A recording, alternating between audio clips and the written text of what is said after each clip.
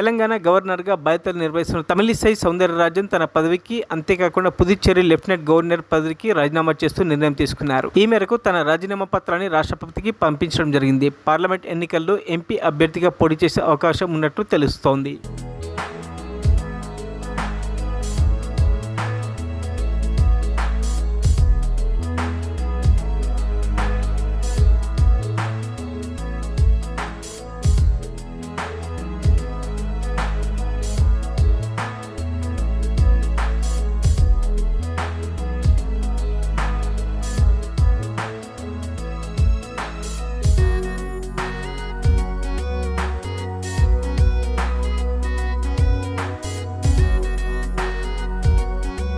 మరిన్ని అప్డేట్స్ కోసం మా ఛానల్ని సబ్స్క్రైబ్ చేయండి.